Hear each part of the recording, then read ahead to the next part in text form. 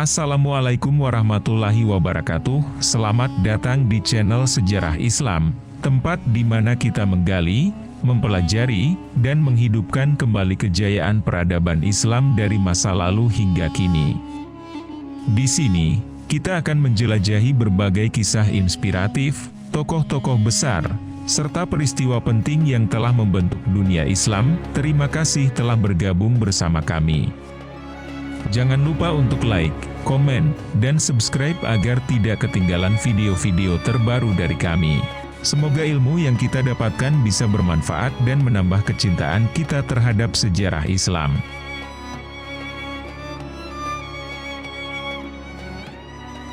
Di sebuah desa kecil di Jawa Tengah, tersebutlah seorang wali terkenal yang dikenal sebagai Sunan Kudus. Nama aslinya adalah Ja'far Shadiq. Namun masyarakat lebih mengenalnya sebagai Sunan Kudus, seorang ulama yang dihormati karena kebijaksanaan, kesalehan, dan kemampuannya dalam menyebarkan ajaran Islam dengan cara yang damai dan penuh toleransi. Sunan Kudus tiba di sebuah daerah yang saat itu masih didominasi oleh kepercayaan Hindu dan Buddha. Mengetahui bahwa perubahan tidak dapat dilakukan dengan paksaan, Sunan Kudus memilih pendekatan yang bijaksana dan damai. Beliau seringkali menggunakan cara-cara yang unik dan kreatif untuk menarik perhatian masyarakat agar tertarik pada ajaran Islam. Suatu hari, saat berjalan di sekitar desa, Sunan Kudus memperhatikan banyak penduduk yang menganut kepercayaan animisme dan menyembah dewa-dewa yang dilambangkan dalam bentuk hewan. Menyadari hal ini, Sunan Kudus mencari cara untuk memperkenalkan Islam tanpa menyinggung keyakinan mereka.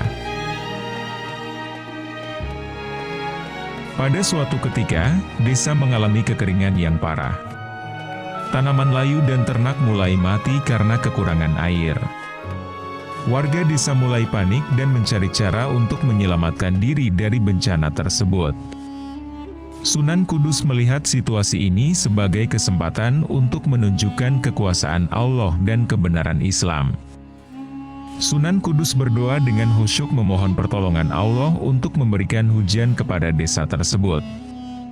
Setelah berdoa, beliau menggali sebuah lubang kecil di tanah dengan tongkatnya.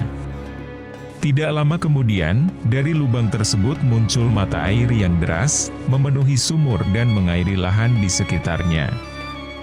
Masyarakat menyaksikan kejadian ini dengan takjub dan mulai menyebutnya sebagai Sumur Tiban, yang berarti sumur yang muncul tiba-tiba. Air dari sumur itu sangat jernih dan tidak pernah surut meskipun digunakan oleh seluruh penduduk desa. Keajaiban ini membuat banyak penduduk tertarik untuk mendengarkan ajaran Sunan Kudus dan memeluk Islam. Mereka melihat bahwa Islam tidak hanya membawa kedamaian, tetapi juga berkah yang nyata bagi kehidupan mereka. Selain keajaiban sumur, Sunan Kudus juga dikenal karena kemampuannya menggabungkan tradisi lokal dengan ajaran Islam. Misalnya, ketika masyarakat setempat terbiasa menyembah sapi sebagai hewan suci, Sunan Kudus menggunakan sapi sebagai simbol toleransi. Dia membangun sebuah masjid tanpa menggunakan batu bata dari tanah liat, melainkan dari tumpukan bambu yang terinspirasi dari bentuk tanduk sapi, sebuah cara untuk menghormati budaya lokal sekaligus mengajarkan nilai-nilai Islam. Sunan Kudus pun mengajarkan bahwa dalam Islam, sapi tidak untuk disembah melainkan sebagai makhluk Allah yang harus dihormati.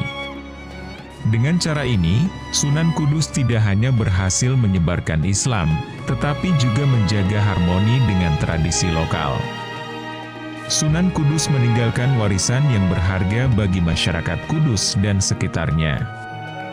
Masjid Menara Kudus, yang didirikan dengan arsitektur unik yang memadukan unsur-unsur Hindu, Buddha, dan Islam, menjadi simbol dari pendekatan inklusif Sunan Kudus.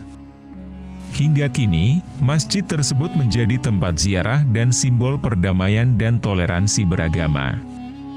Melalui kebijaksanaan, kesederhanaan, dan ketulusannya, Sunan Kudus mengajarkan bahwa ajaran Islam dapat disampaikan dengan damai tanpa paksaan, dan bahwa agama dapat hidup berdampingan dengan tradisi lokal.